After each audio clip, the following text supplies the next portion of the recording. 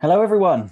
Hi, welcome to the Fugro Academy first webinar that we are doing. This one all about social media, and I'm going to let Andy get into that in just a minute. But whilst you're here, thank you for joining us. Thank you to those of you who have joined the Fugro Academy. That's incredible. And a massive thank you for those who have just joined for this webinar as well. We're absolutely stoked to have you here. And we've packed the next hour or so, a couple of hours, with loads of value. So I'm really excited to get into it. First, just let us just a couple of little bits of admin bits. So jump in the chat box, and you can find that by sort of hovering at the bottom of your Zoom screen or the top of your Zoom screen, depending on what you're using. And there'll be a button that says chat. Hit that, jump in there, say hi, let us know who you are, that you're here. And we had a bit of trouble with the chat box last time, so we want to make sure it's working as well. And do that for us. If at any point you have any questions during this webinar, then you can use the Q&A box. I mean, I'll be watching the chat box as well, so if that's the only one you can find, that's fine. But we will be watching the Q&A box. Pop your questions into the Q&A box. Now, we probably will answer most of those at the end of this or at periods throughout. So please do hang on. We will be answering your questions. So yeah, don't get all upset if we haven't got to it just yet. And also, just to say that there will be a recording of this going out. So Academy members, you'll be able to get this in the dashboard under the webinar section. You'll be able to get a recording this evening after it's finished, as quickly as I can cut it down and upload it. And then anyone who bought a ticket outside of the Academy will send out an email following up this tomorrow morning with the recording for you as well. So don't worry if you have to jump off, if your connection goes or anything, we'll have that for you.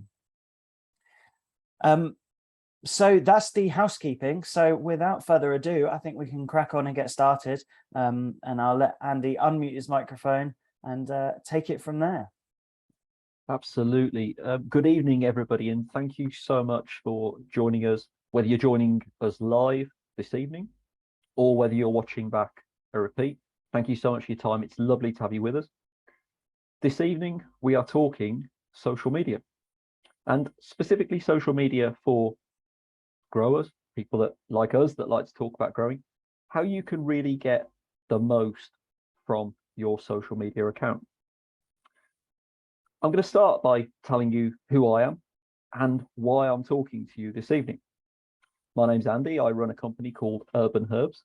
We're based in the Midlands here in the UK, and essentially we stock, grow, and send out mail order 9cm potted herb plants.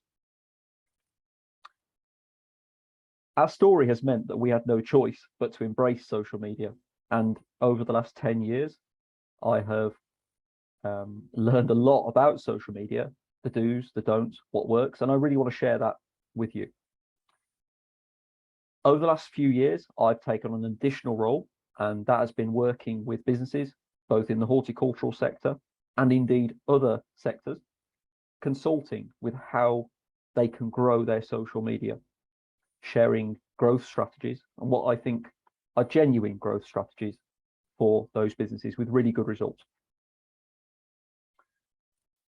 I want to talk a little bit about my story with social media.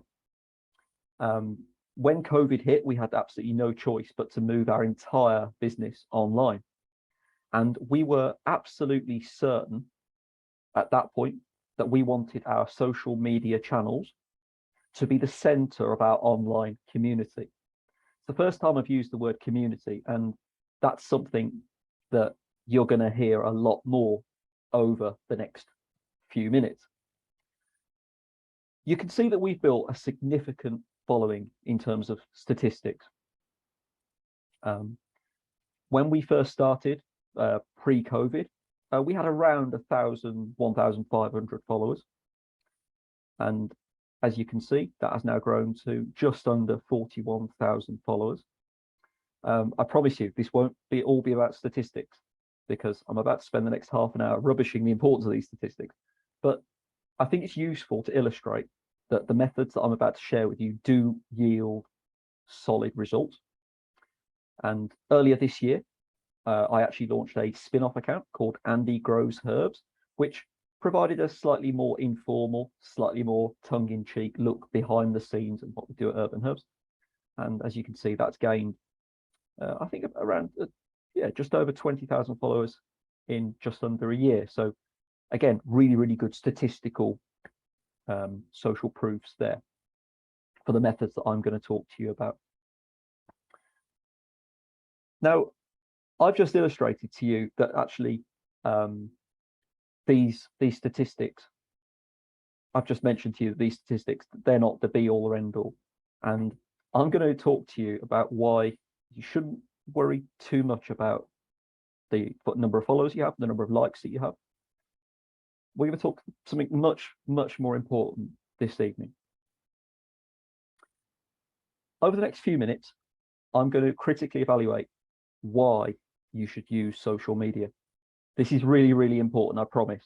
It sounds like an obvious question, but this is absolutely key to the steps for success that I'm going to outline over the next few minutes.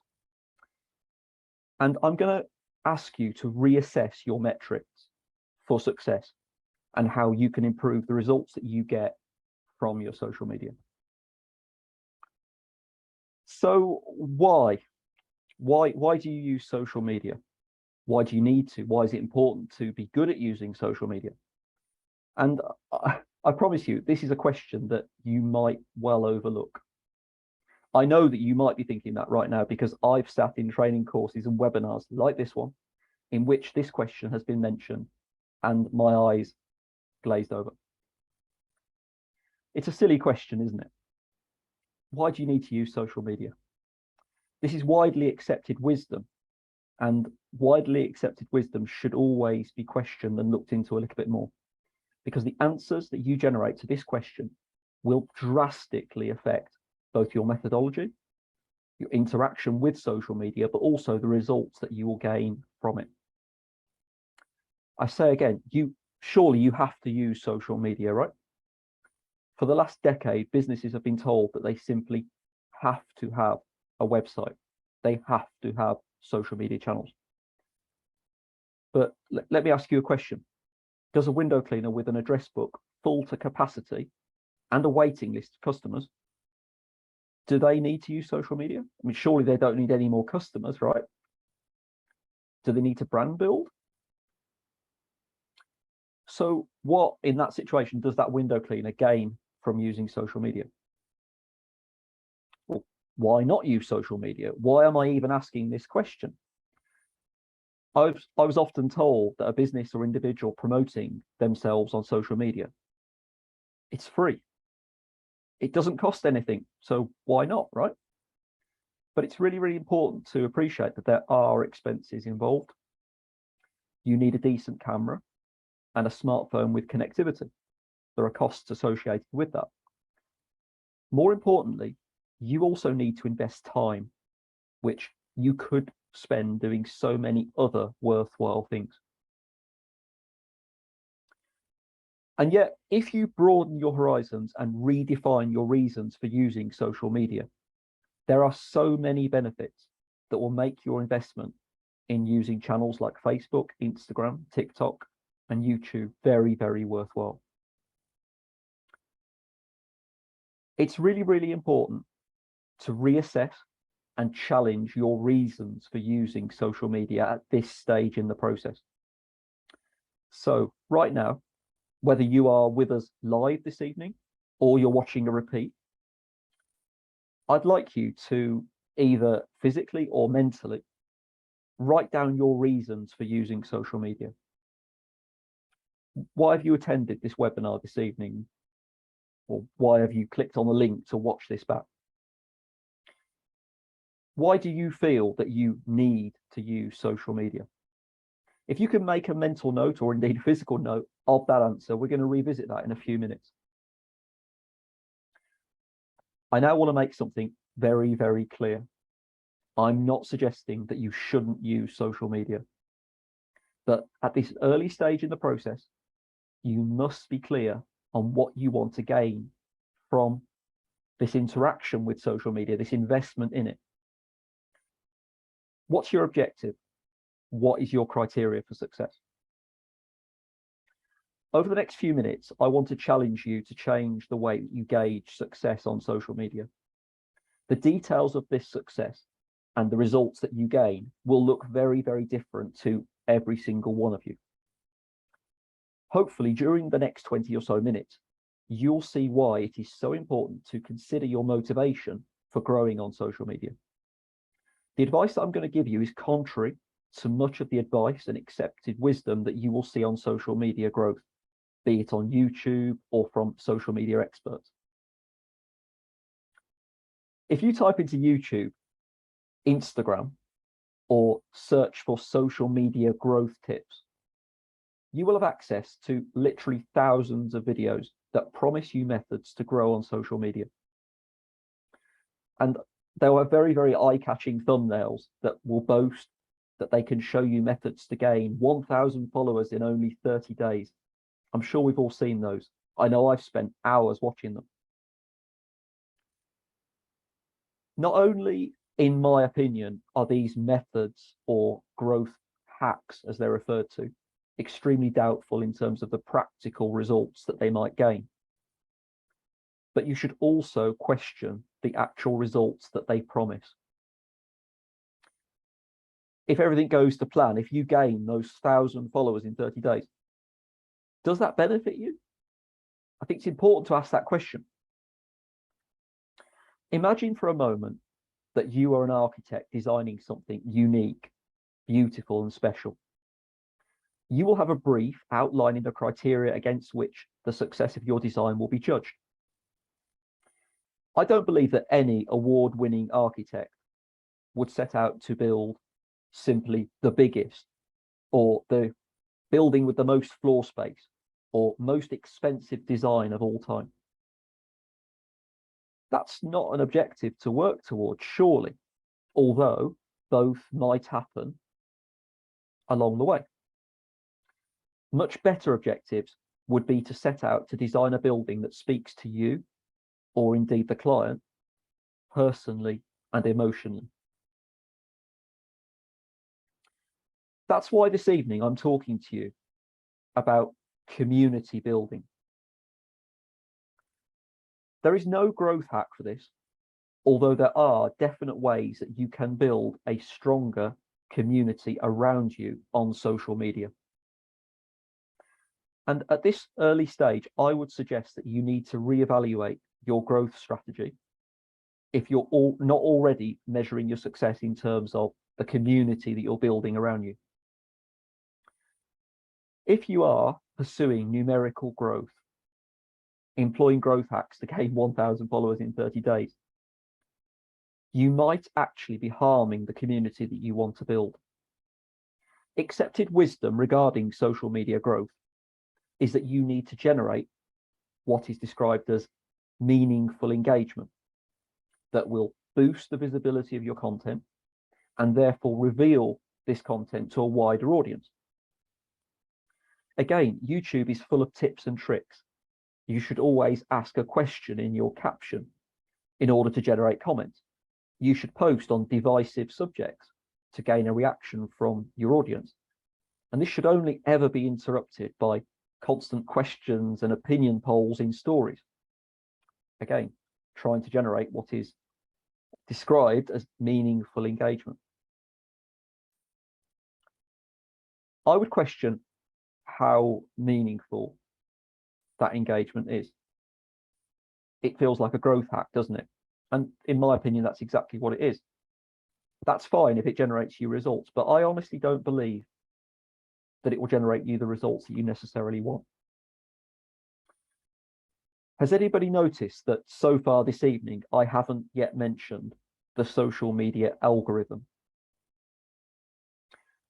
We'll talk about this more as month by month, our social media growth course is released within the Food Grower Academy. But essentially, a social media algorithm decides what appears on the screen of your phone or your computer as you scroll through social media. It's a very, very clever bit of software. And it's very, very good at showing you exactly what you want to see. The conventional wisdom is that you should tailor your strategy to feed the algorithm. And those people like myself who advise on social media usage tell you tips and tricks to fool the Instagram algorithm or the YouTube algorithm into showing your content to a wider audience.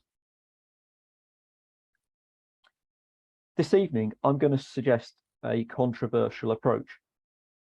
Instead of employing growth hacks and trying to fool the algorithm with tips and tricks to simulate genuine engagement, why not create stunning content that people want to see, that generates genuine and sincere engagement with people who have a connection with you? In other words, I believe that success on social media is both defined by and also influenced by how strong a community you can build around you. I'm going to say that again because it's really, really important. I believe that success on social media is both defined and influenced by how strong a community you can build around you. I'm going to share with you an analogy that I find really useful and I found really personally useful as I have grown my company's brand of Urban Herbs over the last 2 or 3 years. Imagine for a moment that you are an owner of a small independent high street coffee shop. You have 20 tables, often filled daily by regular customers. You know their names and they know yours. You know whether they take sugar in their tea and they like to sit at a regular table. Suddenly, across the road, a brand new Costa Coffee, other coffee shop brands are available, opens its doors. And as time goes by, you stare out the window of your coffee shop and you watch hundreds of new faces pour into the doors of Costa Coffee. You strategize about possible methods to get the Costa customers through your door. Sometimes you stand in the doorway of your shop shouting to people on the other side of the road, your coffee's better. You even have cherry bakewells. Why aren't they in your shop? You try absolutely everything. You print leaflets and you put huge posters in the window of your shop so they can be visible on the other side of the road. You've never been so busy as you spend so much time trying to get these new customers into your shop. You don't have as much time as you used to have to engage with your regular customers as they visit you each day, bringing family and friends to show them their local coffee shop. You become slower at serving the queue, which until recently was going outside the door because you're constantly gazing across the road at Costa Coffee. Your queue starts to become shorter and your shop becomes darker due to the light, which has been blocked out by your huge promotional window posters. And yet your natural inclination is to blame Costa Coffee for your falling revenue. Who's to blame for this? You're staring out the window all day. You've blocked out all the light of your windows and you're ignoring your regular customers. Who do you blame? You blame Costa Coffee. Now, I've certainly been there. I've been the guy in the coffee shop staring across the road. And I hope that you can all see the powerful analogy with social media. I firmly believe that employing many growth strategies and hacks can actually damage your objectives. So how do you measure success? If I'm saying that the aim of the social media game isn't to get 100,000 followers, I firmly believe that whatever you wrote, either mentally or on a piece of paper at the start of this webinar, your objective on social media should be to build a community around you. And this gives you solid objectives to aim for, but also to measure your growth. You should turn the measures with which you measure your successes on social media on their head. Aim to build a community which automatically and genuinely generates engagement, recommendations, and therefore ultimately grows your community. Your total number of followers doesn't matter. What matters is the health of your community. You can measure this growth or this health in terms of interactions, but more importantly, how well your social media community serves your wider aims. So I hope that you guys can see the argument that I'm making here, that growing a community around your social media brand is the way forward. And most likely right now you're thinking, how do I go about doing that? Well, fear not, because I'm going to share with you the tips and tricks that I've used while running Urban Herbs for the last 3 years. And these are not dodgy growth hacks, but these are simply tips that will help you to build an authentic, genuine, and highly engaged community around your brand that will help you meet your objectives on social media. It's really, really important to both build and maintain your community. And number one, it's really, really important to think about consistency. Now, consistency is something that I think is very, very underrated on social media. Stability is very, very important. Now, over the coming months, we're going to talk more within the Food Grower Academy as we publish modules within our social media growth course about the mechanics, the nuts and bolts of what happens when you post to social media and how you can ensure visibility for these posts. But many, many social media experts, and I agree with this, believe that essentially when you post, Instagram chooses who to show your content to. You press the post button, the Instagram algorithm in nanoseconds will judge your content and it will decide who to push that content out to. Now, in order to build your community, you need to make sure that your community members can see the content. And many, many social media experts believe that you have a trust score. So Instagram gauges your content, how reliable it is. Because remember, Instagram or indeed the YouTube algorithm, all it wants to do is make the viewer happy. That's really, really important. The algorithm is actually your friend. It just wants to give you, the user, content that you want to see. And you want to be very, very reliable, stable in terms of what you're putting out there in order to assist the algorithm with recommending you to your community members. Let's go back to the analogy of our coffee shop owner. How can you build a community if your key community members don't know what to expect from you? If you keep changing the menu or you just don't bother opening the doors on certain days? Regularity is really important. Your community will enjoy you posting regularly around the same time each day. And so will the algorithm. It reassures both your community members and the algorithm you're a safe pair of hands. They know what they're going to get. More importantly, the chances are that your key supporters, the members of your community, will be on social media around the same time each day. We all do that, right? We put the kettle on in the morning, pick up our phones and see what's going on in the world.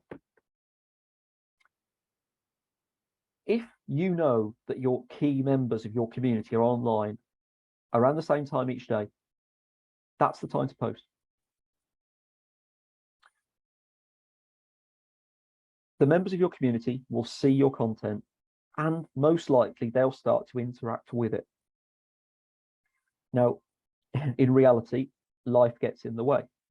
When we talk about regularity, I see so many tips and tricks. You know, you need to post 6 times a week, 3 times a week. I would aim for something achievable, aim for something that you can commit to, whether it's 3 times a week, but maybe post on the same day so people know what to expect. I can strongly recommend using, and I've got no link or endorsement yet with this software. It's something we're hoping to get within the Food Grower Academy. Social media scheduling software. I recommend a software called later.com, which allows you to schedule your posts automatically or write the post beforehand. So all that will happen at 7 a.m. or 6:30 in the morning is you get a notification on your phone that will prompt you to post. Those are all things that will help you to generate that content regularly. I would also say gently does it. On Instagram, certainly don't post more than once a day. It simply gets a little bit boring for people, I think. Sure, there is evidence to suggest that it might increase the number of eyeballs who see your post. But remember, we are aiming to build a really, really strong, steady community that grows gently and slowly and organically. Don't scare away your regular loyal community members with a barrage of posts.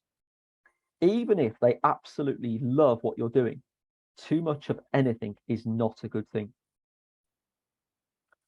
It's also really, really important to stay on topic. Establish what your niche is, what your key subject is. I always give the example of my mum, who is a representative for a fair trade company. She's really, really passionate about fair trade and about promoting sustainably produced products that can be marketed within the UK. Just remember, once again, the algorithm is on your side. The algorithm wants to serve the members of your community with content that they want to see. So don't worry about feeding the algorithm. If you hear that there's a trending dance or something on Instagram, if your community members want to see that, then that's the way to go. But don't follow that trend just because the algorithm apparently likes it. Remember, you're serving this content to human beings.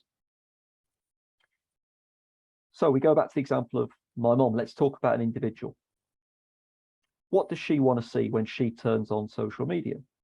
Well, she's interested in sustainability. She's interested in fair trade products. So if I was running a company promoting fair trade, let's say Hessian bags, I would stay within that niche. I would post picture after picture after picture of different angles, different takes, different perspectives, but keep it very, very consistent within your niche. Show how the bags are produced, show the benefits of how those bags, the bags will bring, how their production benefits the environment. Stay within that niche, because this all adds to your trust score. Everyone's a winner. My mom's happy because she knows that when she turns on Instagram, she's going to see a picture that she likes within a niche that she's passionate about. One of the pitfalls I often see, especially businesses doing, is that they will post within their niche Monday, Tuesday, Wednesday, Thursday, Friday. And then on Saturday, they will have a lovely day at, let's say, their daughter's birthday party, and they'll post a picture saying congratulations to their daughter, nice picture of a bouncy castle. There's nothing wrong with that. I think I would love to post something like that, but you've left your niche. And when my mom suddenly sees the picture of the bouncy castle, she thinks, well, what's that? Who's that? Why? Stay within your niche. You will actually see this if you go onto Instagram right now. If you go on some of the very, very big gardening accounts, you'll see that when they post, let's say, a picture of a basket with their harvest, that's very consistent with the overall aesthetic of their account, that is the content that performs well. And when I say performs well, I don't mean it gets a lot of likes. I mean that you can see their community engaging with that content because they know what they're getting. Do you see what I'm saying? It's the regularity, it's the consistency. If you look at that same account, when they post something, even if it's a great video, but it's slightly different, slightly outside of their niche, it wouldn't always perform as well. I think that's really, really important to remember. Stay on topic, stay within your niche. That's what your community wants to see. This is also really, really important. Remember to serve your community with what they want. It sounds obvious, doesn't it? But it's a trap that it's certainly in the past I've fallen into. When you're producing content for social media, and we're going to talk more about that over the coming weeks, but when you're producing content for social media, think about which way the camera is facing. Think about what you're posting. Are you posting what your community wants to see, or are you posting what you want your community to see? I often give the example of horticultural businesses who I see on social media, and they're getting it wrong. And they're getting it wrong for the best possible reasons. And the example I always give is that you might see a nursery posting a picture of a brand new potting machine they've just bought. And it's shiny and it can fill thousands of pots an hour. And they're delighted with it. But would the majority of their community recognize what's special about that potting machine? More importantly, would they care? I would question that. I would say the answer is almost definitely no. I would argue that that is a post that is designed to reflect something that they're interested in, or perhaps some of their colleagues are interested in, not the community they're trying to appeal to, and ultimately, I guess, sell their products to. We're going back to that objective again, aren't we? A much better approach will be thinking about what that community wants to see. The result of that potting machine, the plug plants going into that potting machine. Talk about the plants that you're growing. Perhaps not the machine that actually is used to do the potting. I've made this mistake so many times, and you see it in results on social media. Talk about what your community wants you to talk about.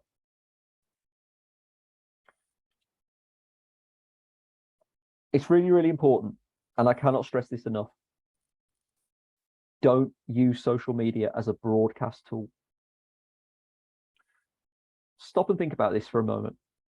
When we talk about social media, everything that we talk about is geared towards numerical growth, isn't it? You know, we say, wow, I've got a huge account, I've got 100,000 followers. And the conventional wisdom would be that if you have 100,000 followers, you can get your message out to 100,000 people or more. I would question this, because if we're being really honest, and again, I'm going to be very honest, everyone's favorite subject is themselves. But I very rarely see a social media growth strategy that emphasizes the importance of social media being social. There's a reason why I'm using the word community so much. A community talks both with community leaders, talks with each other. It's a genuine, vibrant community. And I'm going to share with you now a tip that I think will help you in very, very real terms build your community on social media. Immediately before you post to social media, and the example I'm going to give here, let's go with Instagram for now. So before you post to Instagram,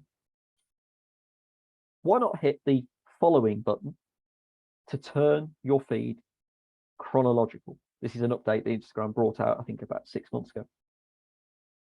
And this will show you the latest posts from people that you follow. It will show you who's online now. It will show you who is posting content at the same time as you. Hit the following button and comment on the recent posts of people within your chosen niche. And those are the people that you should be following. Now, when you click that following button, it will demonstrate people who perhaps are employing the same strategy as yourself. So they'll be posting around the same time every day.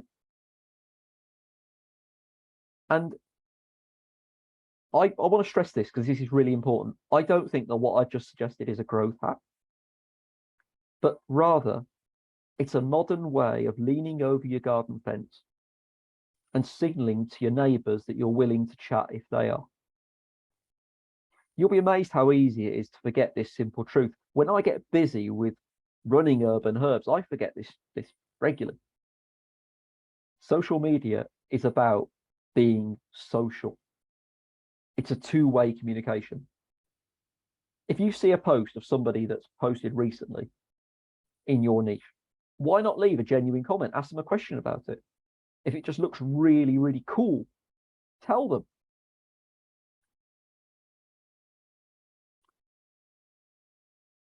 And now, this is the stage where I have to take a deep breath. Because, and this is the really key element of this webinar. You've hit the following button. You've engaged with other people in your community. You have got some ideas for content, perhaps within your niche. You're going to post regularly. But how do you communicate with this community that you're building, that I'm suggesting that you need to build? And I'm only going to touch on this once, but I'm going to mention the C word, which is content. If you've watched any advice videos about how to grow your Instagram account, you are going to be told a lot that you need to create, in inverted commas, good content. Whereas this is very, very true, I'm not sure how helpful this advice is. I mean, good content will differ for every single one of you, depending on your objectives and the audience that makes up your community. We're going to be talking a lot more about this over the coming months as we release module by module, showing the process that I use to create what I think is good content. But this evening, I'd like each of you to consider that the content that I refer to, the good content that I refer to, is simply the delivery method that you will use to convey information to your community. Don't focus too much on the form that this content takes. It's very easy to obsess, whether it's an Instagram reel, whether it's a YouTube video, it's a picture, a carousel post. I would suggest that you should start with an idea and work backward from this point. And I repeat, don't fixate on whether you deliver your message via a short video, a graphic, or a picture. At the start of your content creation process, think about the conversation you want to have with your community. And I would ask you to consider, do you want to sell something to your community? Well, there's nothing wrong with that if you do, but don't do too much of it, because your community will rightly feel that they're only there to buy your services or buy your product. Think about whether you want to sell with your content. Think about whether you want to educate with your content. That content, you know, is really, really popular on social media. It always has been and always will be. Every single one of you watching this will have life experiences, you'll have skills that people want to know about. So think about whether you can educate your community. And finally, most importantly, think about how you can inspire your community. During the early days of lockdown in March 2020, Urban Herbs gained around 1,000 followers a week. And that wasn't because we were producing Instagram reels with viral dance moves. It's because we were sending a very, very simple message. And that, at the time, that message was, we're all separated by social distancing, but we are growing together. It was an inspirational message that resonated with our community, and we grew rapidly as a result of it. So when you are thinking about creating content for your community, start with an idea and work out whether that idea is in the selling box, the educational box, or the inspirational box. It could be in several of them, but try and base your content around those three principles. I try to alternate between them so that we're not selling too much.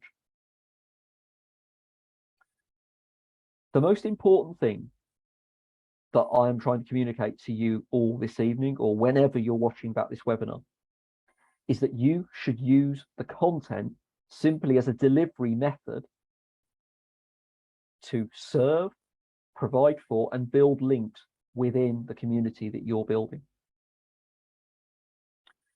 Now, over the coming months, our Food Grower Academy course will absolutely go into more details on this, and it will share with you my top tips, which I think you can see have been proven to produce what social media experts call highly performing content. But most importantly, content that resonates within the Urban Herbs community, or the Andy Grows Herbs community. The most important thing that I want you to take from this evening is to consider the community that you're trying to build. Consider the tone that you want your community to have, and ultimately what you hope to gain from social media. Let's go back to the beginning. A little bit earlier, I asked you to write down or consider what you hope to gain from social media. I asked you the reason why you feel that you need to use social media, or you want to get better at using social media. And I would encourage you again now to look at that piece of paper, that note in your phone, or think about how you felt when I first asked you that question. 4 years ago, I asked myself the same question. I asked myself, why do I need to use social media? It seemed like a very straightforward answer. I wanted to promote my business, Urban Herbs, in order to sell 9cm pots of herbs and send them in the post to customers. 4 years ago, I wrote down the answer to the question as to drive sales. What I've actually done over the last 3 to 4 years is build a community around the Urban Herbs brand. Now, this is a community that drives sales to our online store. 71% of all of our sales came directly from social media this year so far. But it does more than that. Looking back, I realized that my answer was actually quite narrow, because the community that we built on social media fuels more social media growth. It provides support.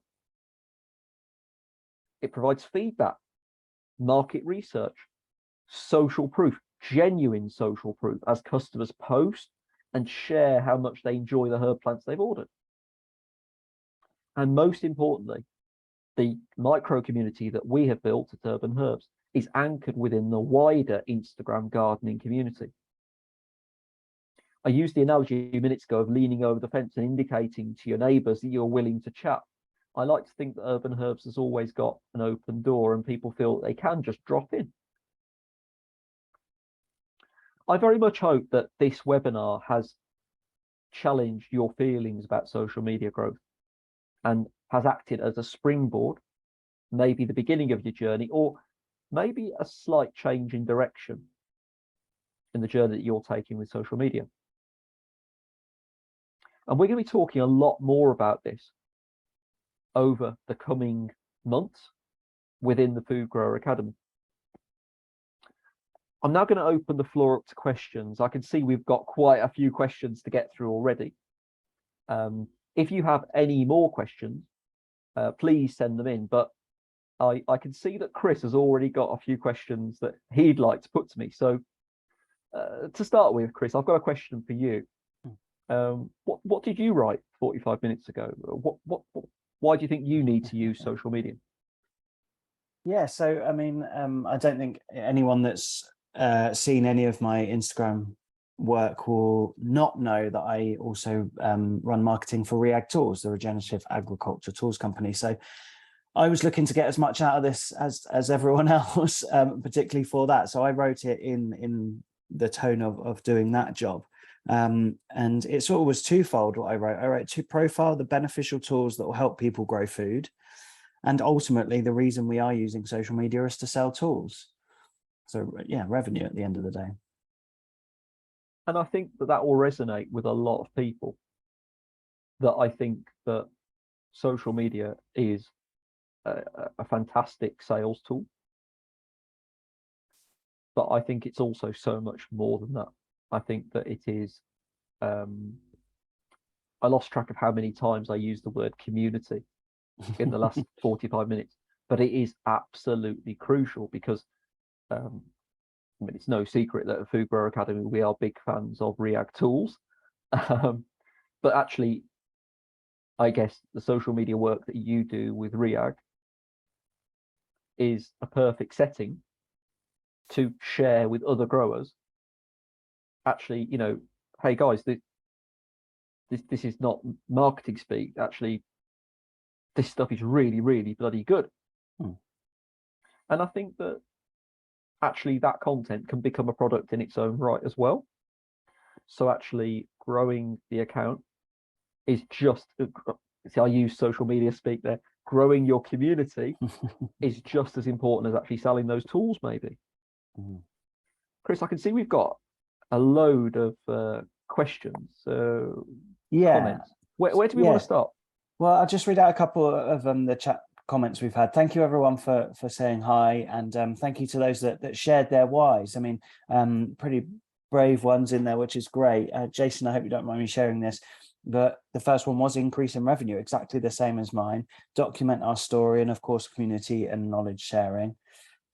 Sam, two parts like my thoughts as well. I have two whys. One, to try and help others grow plants, whether that is food or flowers. I'm not an expert, but just a normal person trying. Well, props to you. Absolutely fantastic mission to have. And two, to be part of a community. And that's not something, that's something we've touched on with the Food Grower podcast a couple of times, actually, because it's dug us out of some dark holes occasionally. So that's really, really important. Jen said that the quote around success on social media is defined by the strength of the community you build around you is, she's so pleased that you said that, Andy. It's really refreshing to hear amongst the noise of nonsense tips. Jason said, and I love this one, definitely guilty of posting what I want, maybe not the community. And literally, if you go onto my Dad Farmer Instagram, which I do, that my sort of mission is to show that you can grow food. You can see when I've been on holiday, because in my feed I've just posted pictures of me on a beach, and people must be like, oh, what's this guy up to? So yeah, absolutely the same, Jason. So we've got a couple of questions. I'll start off, Andy, with Freddie. How do you learn when your audience is most active to then know when it is best to post these pieces of content? Yeah, and I think that's a question that every single one of us, if you're a bit sad like me, then you know you've obsessed about it for a way too long. I don't think it's going to be giving away any secrets to share with you that actually before this webinar went live, me and Chris were actually debating the best times to post. I don't think there is a right time, a generic right time. If anybody tells you that there is, then I think they're wrong. It's got to be based on your niche, but it's the C word again, community. It's got to be based around your community when your community want to see your content. Now, I touched on something earlier that actually we are going to be talking about a lot more over the coming weeks and months at Food Grower. And that is the mechanics about what happens around the time that you post. Because I've got to stress this, the Instagram algorithm or the YouTube algorithm, it's your friend. It's the reason why we all spend so much time on our social media apps, because it shows us content that we all want to see. the way that the algorithm essentially works is that when you first post, it pushes that post out to your key community members, to people that Instagram knows are sure winners, that are going to be really interested. They're going to read the caption. They're going to watch your reel a couple of times, maybe. And I think it's really, really important to work out when those people are online, the key members of your community, rather than if you go onto the insights page on Instagram, you can see when the majority of your followers are online, and that's might be useful. But actually, you need to work out when your key community members are online. So people within your niche, when are they online? When are they posting? Because I go back to this very, very simple truth that social media is social. So Freddie, was it Freddie that asked this question? Yeah. Freddie, what I'd say to you is that from my own experience, so posting with, say, Urban Herbs, the best time for us to post is around 7 a.m. because the majority of our key community members are online around 7 a.m. With Andy Grows Herbs, it's slightly different because I think nearly 50% of the followers that I have on Andy Grows Herbs are based in the USA. So at 7 a.m., they'll be on the way back from a night out and probably not in the mood to interact with content about herbs. So Andy Grows Herbs in the past, I've posted around 5 p.m. UK time. And, you know, we'll get some interactions from people within the UK, but then overnight, there'll be a load more interactions from the USA. So just try to remember that actually when you post, it seems on Instagram, for example, it seems to have a really productive lifespan of about 24 hours. And you want to get the most out of that 24 hours. I hope that answers your question. It's a great question. We were literally debating it for about half an hour before we started this webinar.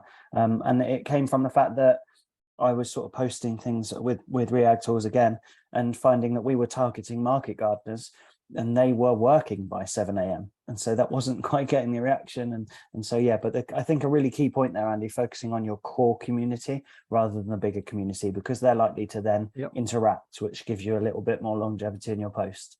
And Chris, just to quickly come back on that, it's really important as well to realize that this can all change. Mm-hmm. So we've just, in the UK, I know we've got people from around the world watching this. In the UK, we've just come out of the summer holidays. And I don't have kids, but I'm often reminded by my sister-in-law that actually when you have kids, you know, it does impact quite a lot on when you have to get out of bed, or, you know, if you're doing the school run, for example, you have to wake up that little bit earlier. So actually, from my own experience posting with Urban Herbs, during the summer holidays, we've been posting maybe 7:15, 7:20, 7:30 in the morning. Hopefully to get eyes on, you know, the key community members of Urban Herbs looking at our content when they turn the phone on in the morning. But actually, I think when they're on the way to school, you know, you've got other things on your mind other than looking at Urban Herbs content when you've got 3 kids that you're trying to get into school uniform and give breakfast to. So you have to pivot, you have to change. Wonderful. Freddie says that's really helpful. So great. Hopefully that helped. Wonderful. Next one comes from Liam. What's the biggest obstacle you face when growing your business? I'm guessing he means your business account. Dealing with the changes. So pivoting, because you notice that I've spoken for probably about 45 minutes about social media, and I haven't mentioned about Instagram Reels. I haven't mentioned about short form videos versus pictures. But that is the elephant in the room. I mean, that's the big change that's happened on social media. Because, you know, without being big-headed, I got to a stage with social media where I could look at a picture that I took within our growing space, and I could almost describe to you the formula for producing a winning social media post. And that formula was my hand holding a pot of herbs with a bit of blue sky in the background and a caption that talks about the foodie benefits of that herb plant. And I could look at a picture like that and tell you straight away that is going to engage our core community members straight away.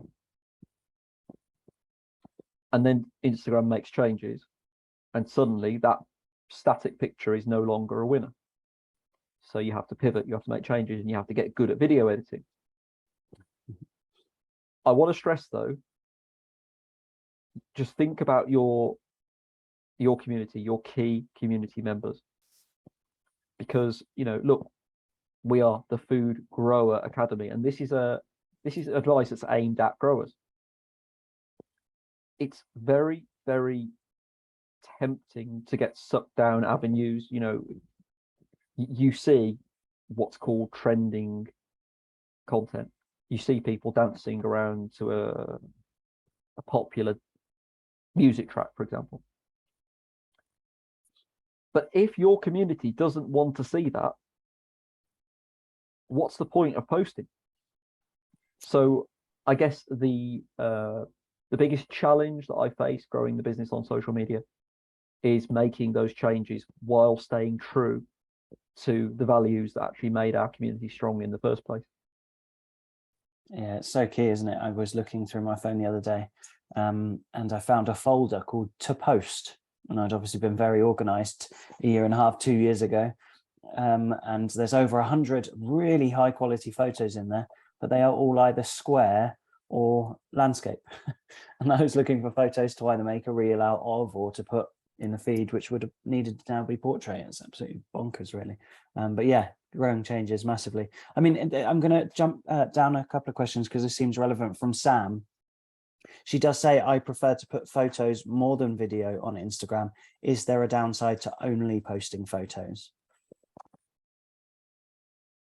Well, that's the $1 million question, isn't it? Because, but Sam, I promise I will answer your question. But what I would say is you're always better off posting what your community wants to see. Don't worry about everybody else. Don't worry about, the wider, however many billion people are on Instagram. Think about your community. What do they want to see? And I am firmly of the opinion that you're better off posting a really, really good picture than a mediocre video. What I would say is that posting pictures, you can add value to those pictures. So I would suggest posting multiple pictures rather than single images. So if you can post a picture as a carousel with multiple pictures, I think you'll see better results. But as I say, the key thing is that it resonates with your community. It's what people want to see, because I know from experience, actually, there are a lot of people within the growing community, myself included, who feel that actually growing related social media plays a role with mental health benefits, with actually translating onto our screens the benefit that growing brings to us. And for me personally, that benefit is the calm of the garden. And Chris will know this because early in the morning at the farm in the summer, you get a sense of peace that it's not poetry, it's real. And I like social media, gardening, growing social media that conveys that sense of peace. And I think that actually your pictures can convey that in a way that sometimes video can't.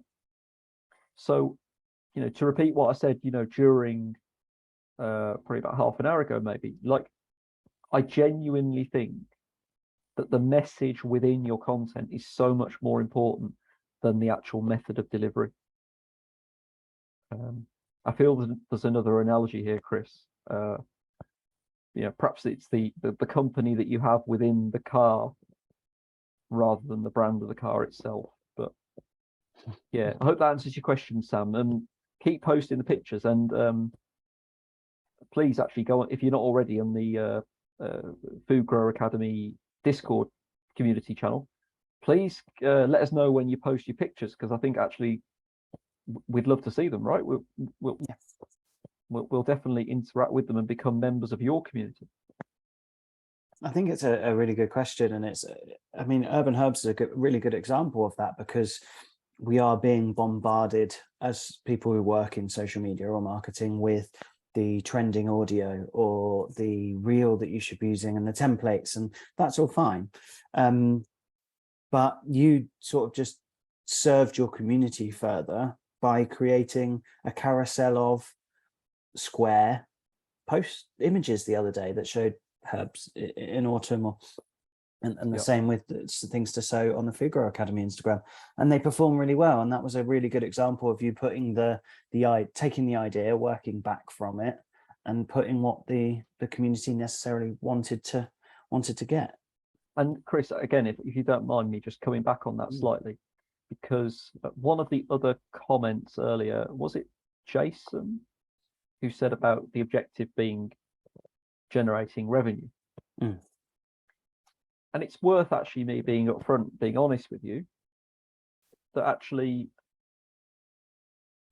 given what I said about regularity and consistency, we come up with what we call a message calendar, and we try to plan out social media, 7 days or 10 days in advance.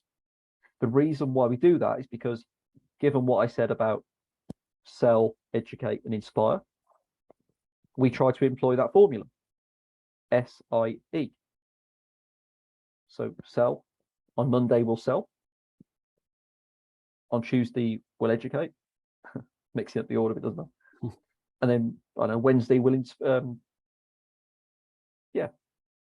make sure that you don't, you're not just constantly sell. And the reason why I wanted to come back at that point is because what Chris is mentioning is that Urban Herbs produces these infographics which just give people advice on growing, what you can grow now or how you can grow it. And being honest with you, sales in our online store don't massively go up on the days when we post that content. In a couple of days' time, we're going to post a video about a beautiful variety called lemon curd thyme, and that will 100% translate into sales in our online store. That will increase revenue. But the reaction from our community will not be as strong to that, because people know when they're being sold to, and if they're happy members of your community, they don't hold that against you. But if you're actually giving something to your community, if you're giving that educational content, you're really, really enhancing what I mentioned before, the health of your community. And that is so important. Love it. Thanks, Andy. And thanks for your question, Sam. A really, really important one that we've all been asking as these changes have come in. Going back to Liam, he says, sorry to ask another question. Liam, never say sorry for asking questions. If anyone has any more, please do pop them in. Please, we've got plenty of time to answer them. But he says, what's the best way to find your target audience for your business account? And I think actually that's a really, really good question, Liam. I think sometimes you can only find this out through trial and error.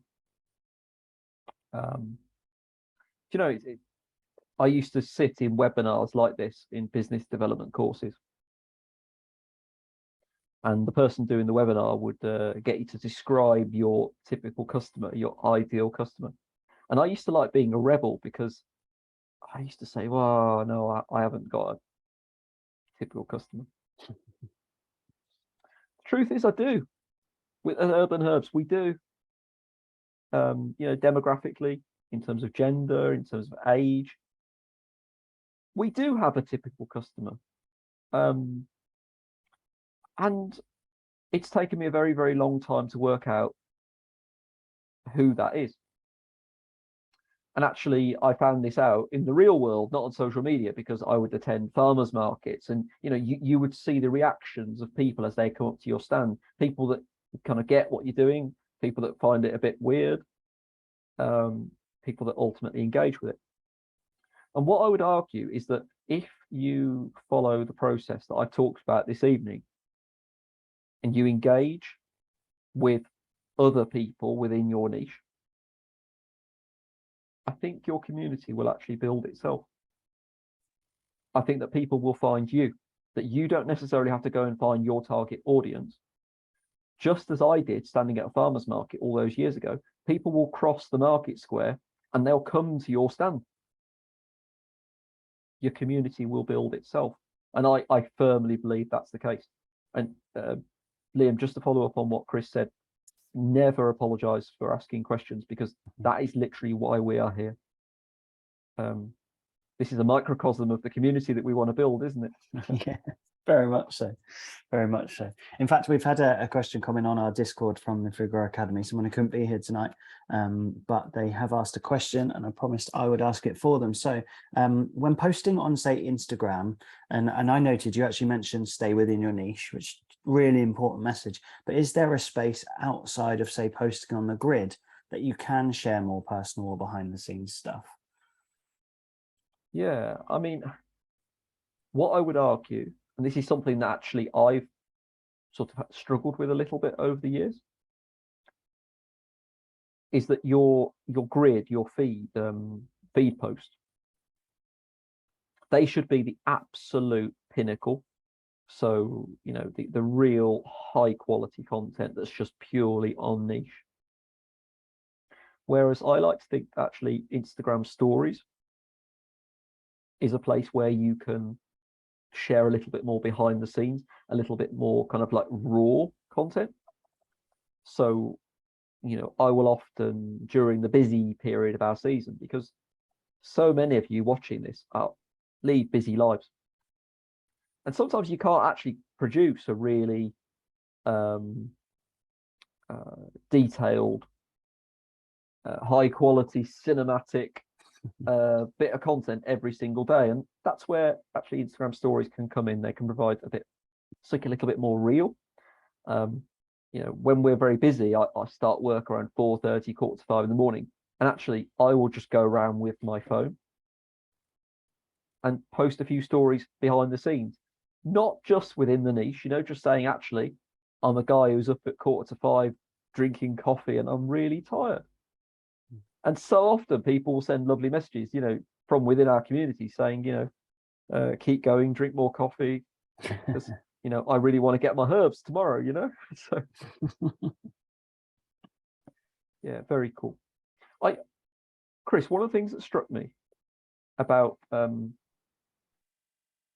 all of the questions that we've had this evening is that I think so many of us are trying to work out what to do and how to do it on our own.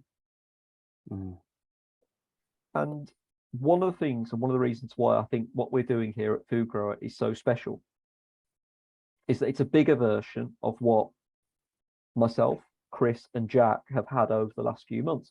Because, you know, for those of you who don't know, Food Grower was set up by myself, Chris, who's with us this evening, and Jack, who isn't.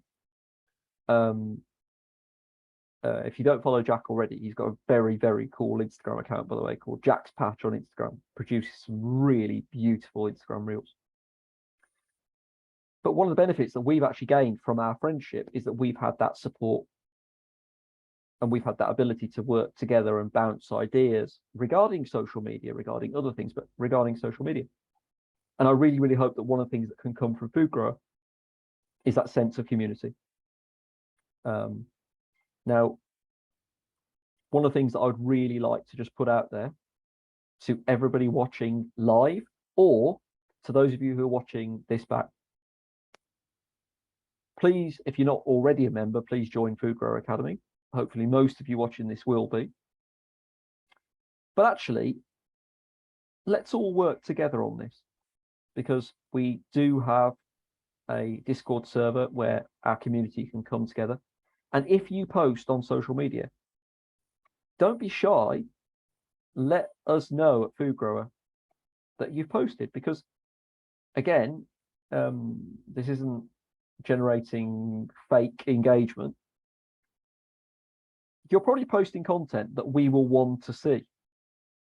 That we're food growers, we're growers, we want to see your growing related content. So please, when you post on social media, drop us a message at Food Grower, and we really want to come and engage with your really, really cool content.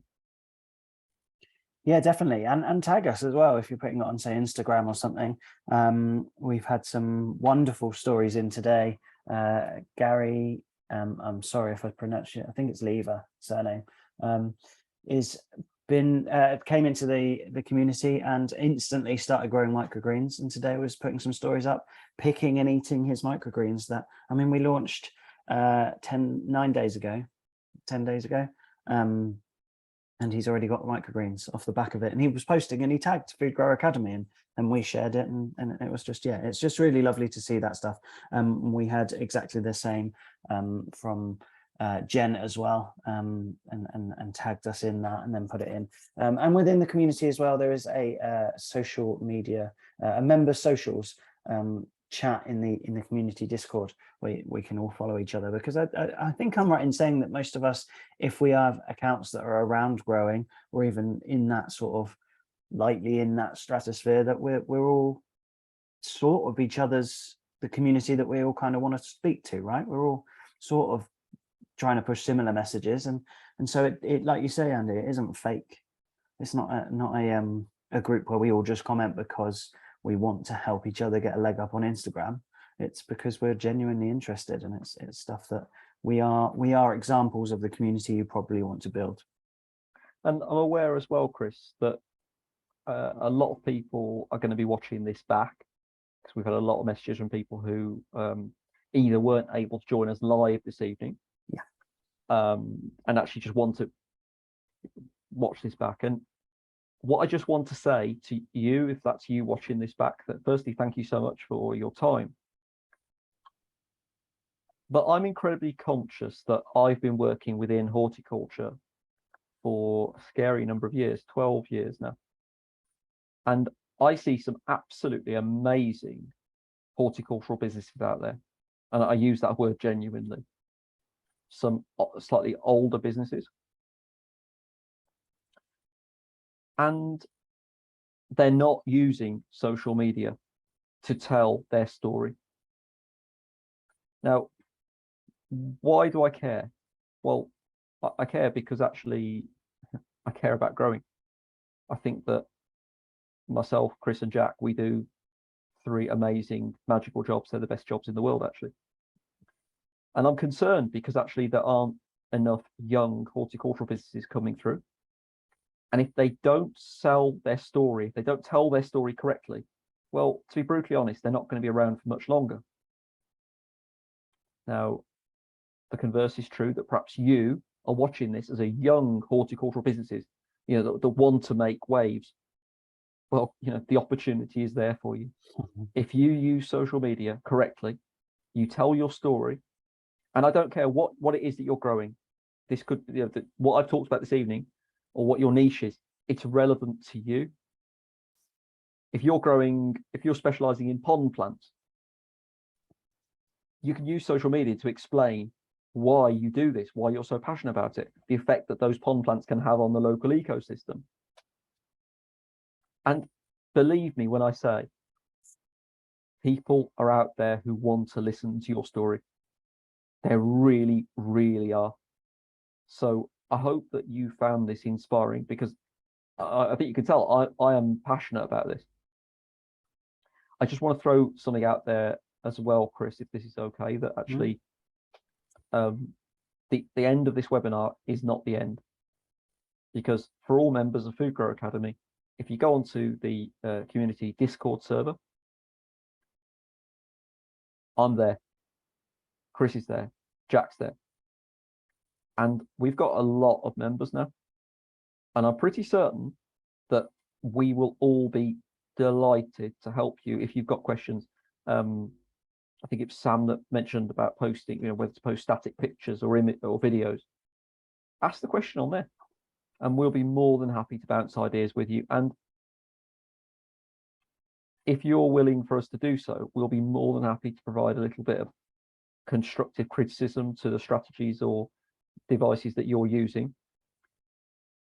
Also, you're not on your own. This isn't the end, because at the end of the month, the first module our social media growth course is being released, and that'll be followed each month by subsequent modules where I'm going to go into a lot more detail about what I've talked about tonight, the methods that I've used to grow Urban Herb's social media.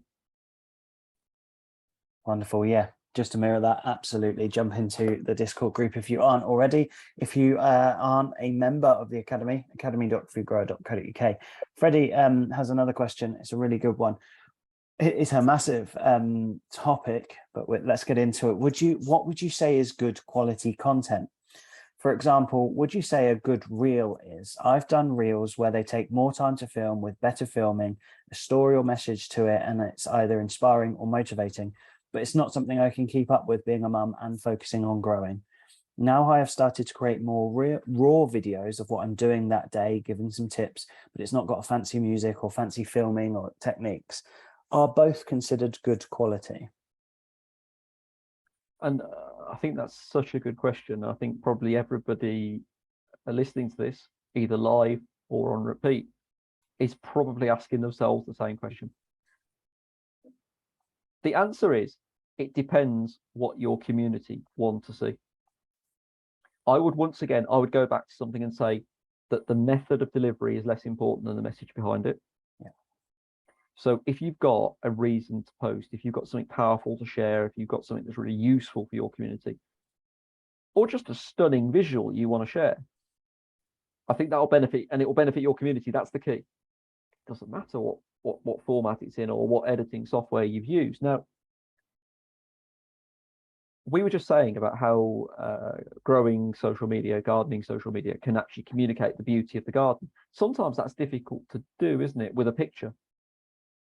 Sometimes it's difficult to do with a video. And that's where editing skills come in, because I think the editing software that we use, it actually helps our content reflect the beauty of the material that we're working with. Chris, I think that's a great quote. I think we should get that on a t-shirt, perhaps. Merch coming soon. Yeah, but I think the beauty is very much in the eye of the beholder. And I think that actually good content is quite simply what your community wants to see. I think I wouldn't worry too much about editing. I think we all lead busy lives. I think that some of the simplest, best performing content that I've ever produced has been content that I haven't actually thought about too much, but it's just content that relates to people, or people relate to it. And let's be honest, sometimes it's just a really, really pretty picture, right? It's a really good question, because I think there's some good examples in just the people we know of doing both of those things you mentioned, Freddie. I know that I have been really trying to, well, I've been speaking to you, Andy, and asking that same question often, because I see some examples of people in the grown space who create these beautifully crafted movie-esque reels, but we know we haven't all got time to do that. And then Jack is a brilliant example of point and shoot, raw-ish content, and he won't mind me saying that, because he likes to show what he's doing at the time he's doing it. He's good at speaking, and it comes across as a really good tip. But the point is really clear with what Jack does, is that he is showing you something, he is teaching you something, or he's showing you something that will inspire, and he likes to do that in the moment. And I mean, Jack's got an amazing following and people love that content, and you just said yourself how beautiful that content is. So both of them are good quality content, as are stunning carousels or static portraits. Yeah, I think that's why they haven't lost the option to use all these different content methods. And it's really important to add as well that Instagram wants to keep the users on the app. You know, a lot of people come out with theories and conspiracy theories about what the algorithm wants to see. But what we do know is that Instagram is a business. YouTube is a business, you know. It wants to serve you or keep people on the app as long as possible. So Instagram would judge good quality to be something that engages with your audience, that keeps your community on the app. So, you know, Freddie, I mean, I've seen your content And actually, you know, I think it's lovely and it's genuine and it's pretty quite thought-provoking. So to me, it doesn't matter whether it's a picture, whether it's a video, whether your phone's upside down or it's done in a video editing software or whatever. There's been posts that you've done that resonated with me. So to me, that's good content. I hope that answers your question. Definitely. Wonderful. Well, if there aren't any more questions, it just leaves me to say, guys, look, I'm sure you'll join me in thanking Andy for that. That was absolutely fantastic. And it really sort of resonates with me to sort of have a bit more of a slow, thoughtful strategy and grow with people that are actually going to help me, rather than grow in a way that will quickly get me followers that won't let me hit my target. So a massive thank you to you, Andy. Thank you for doing that. Anyone who's watching, please do carry on the conversation. If you are an Academy member, then do that in the webinars tab of the Discord group. If you're not, then please do drop us an email. It's chris@foodgrower.co.uk, and I'll pass that on to Andy or Jack, and we can get back to your answers as well. And a reminder, anyone who's watching this back, absolutely the same. If you're watching it not live, please do ask questions, even if you're watching this in 2023. When it'll be 4D reels or something, smell-o-vision will finally have been created by Instagram. But yeah, please do get those questions in, because it will be really important. And we'll still be here. I'll just have slightly more grey hairs. And yeah, if you're an Academy member and you want to watch this back, look at any of the tips, you've got a question that you got answered and you want to write some notes or something, it will be in the webinars tab on your dashboard in the Food Grower Academy. Andy, thanks so much, pal. No, and thank you to everybody for joining us, or indeed watching it back and marveling at Chris's grey hair. It's the light, I promise. Good night, guys. I'll see you in the next one. See you later, guys. Bye.